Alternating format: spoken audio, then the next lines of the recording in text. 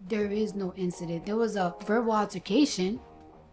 If you think that that's an incident, a verbal altercation, then it's an incident for you. She didn't hit me, I didn't hit her. There was no touch. So to me, it wasn't no incident. Aside from calling you the N-word, spitting at you, taking a swing at you, cutting your face with her fingernails, is there anything else that she did on February 24, 2018 to you? I mean, the whole incident was super traumatizing for me. She did a lot that day. Did she ever apologize for what she did? Never. Was there spitting? Absolutely not. Did you spit on Miss Alice? No. Did you call her the N-word? No. Cardi's rollout is looking real shaky right now. Her latest single didn't exactly take off the way she probably hoped, and on top of that, she's still stuck in court fighting an old assault case that's been haunting her since way back in 2018. The case involves a woman named Imani Ellis, who claims she was attacked by Cardi during what should have been a private and peaceful doctor's visit. Here's how it all allegedly went down. Back in 2018, Cardi had just gone to the doctor for her very first pregnancy checkup. This was supposed to be a special and intimate moment, right? But while she was there, she ran into Imani, a security guard who recognized her instantly. Excited, Imani pulled out her phone and started recording. That's when everything flipped. Cardi snapped, telling her flat out, "Don't film me!" Reports say she got really agitated in that moment. And let's be real, you can kind of see why. She was pregnant, already dealing with the stress of carrying her first child, and probably didn't want the world seeing her in such a vulnerable state. But instead of things calming down, they escalated fast. Imani claims that Cardi not only cursed her out, but also put hands on her, turning a simple no filming request into a full-on confrontation. I've been watching Cardi B's trial and she took the stand today, and let me tell you, she is so unserious when she is on that stand talking.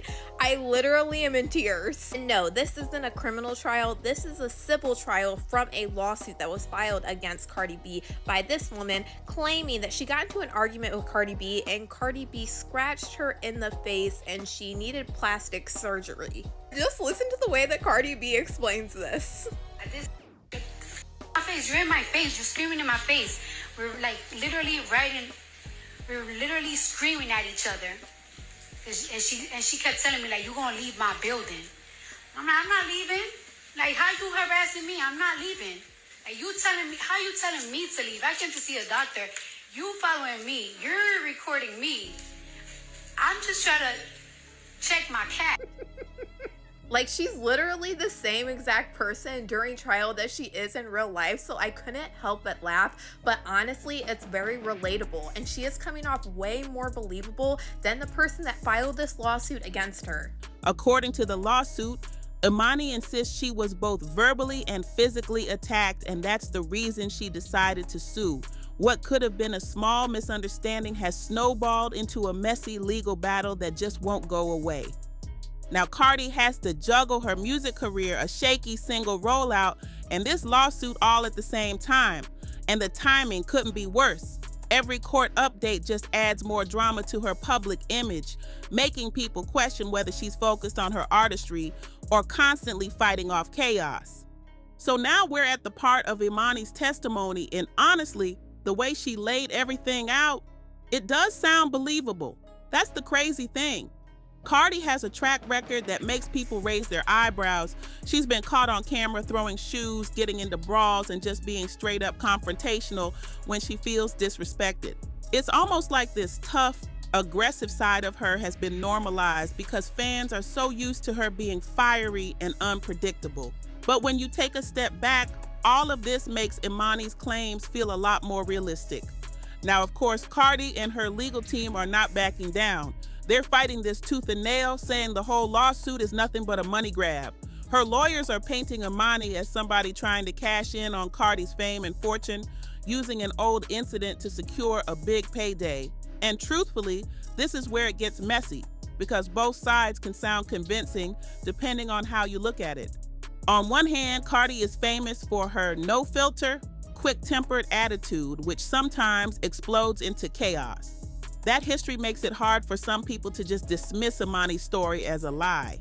But on the other hand, Cardi is also one of the most targeted women in the industry. Everyone knows celebrities get hit with lawsuits left and right, some real, some exaggerated, and some completely fake. So the money grab angle isn't impossible either. What makes it even more complicated is that Cardi herself doesn't always come across as believable. She can deny, but her past behavior keeps catching up with her. And honestly, two things can be true at the same time. Imani might very well be hoping for a payout, but at the same time, Cardi does have a reputation for being aggressive, especially when she feels provoked or cornered. It's that duality that makes this case so scandalous, because no matter which side you believe, Cardi still comes out looking messy. I personally believe that Cardi did everything that woman said she did because honestly, the testimony sounds believable. The problem is, there's no security footage to back it up, so the whole case comes down to word against word. Cardi might win this case if the jury sides with her, but at the same time, she might end up having to pay out big if they believe Imani. What's wild is that this isn't just some small accusation. The details that came out in court are shocking. Amani Ellis, the security guard, testified that Cardi, who was 4 months pregnant at the time, spit on her, called her names, scratched her across the face with her long nails so bad she needed plastic surgery, and even threatened her job. She also said Cardi body shamed her and hurled slurs during the heated exchange. That's heavy, and hearing it in court made it feel real to a lot of people. Cardi, of course, denied every bit of that, saying it never happened. She told the court that, yes, she got upset because someone tried to film her private doctor's visit, but she insists it was only a verbal confrontation. No spitting, no scratching, no threats. Her legal team even painted Ellis as someone looking for money, trying to capitalize on Cardi's fame years after the fact. And to be fair, celebrities do get sued all the time with exaggerated claims, so that angle isn't hard to imagine either. The judge even ruled that certain things couldn't be brought up in court, like Cardi's past altercations or details about her finances, unless the jury finds her liable. That way, the jury only focuses on this incident and not her history. Still, the courtroom itself has already turned into a spectacle. Cardi showed up wearing a sleek black suit and a pixie cut wig that instantly blew up online, sparking a flood of memes comparing her to Jim Carrey and even Spock. People weren't just talking about the case, they were clowning her look, which shows how everything Cardi does ends up being turned into internet entertainment. And while social media laughs, this case is deadly serious, with Ellis suing for damages tied to her medical bills, emotional distress, lost wages, and even a civil penalty. That's a lot of money on the line. So here we are, maybe Cardi walks away free, or maybe she has to cut a check. Either way, this is one messy rollout for her career. Instead of headlines about chart-topping singles, it's all about lawsuits, court appearances, and drama surrounding her personal life, between underwhelming music numbers, alleged pregnancies, and now this trial. Cardi's entire brand right now looks like it's running on chaos. Yesterday you had black hair, short hair. Today it's blonde and long. Which one is your real hair? Or are they both real? They're wigs. Okay, sorry, I didn't know that. It's a good week today then.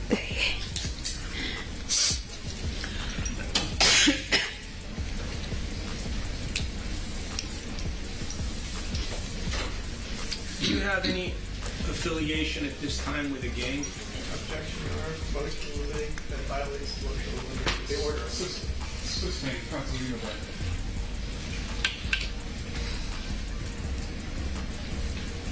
Your fingernails, can you show them to us for all of us to see? How long are those fingernails? Just your best estimate.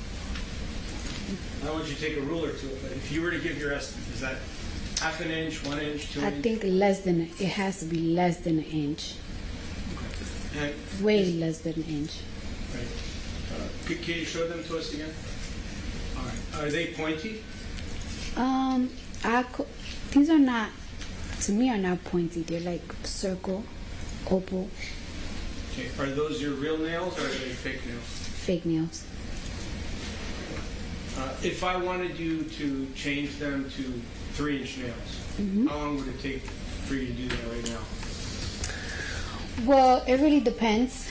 Like these are like glued on, so they will be a little bit quicker. Sometimes I do acrylic, which could last me on for 2 weeks. I will literally have to take like 2 hours to melt them off.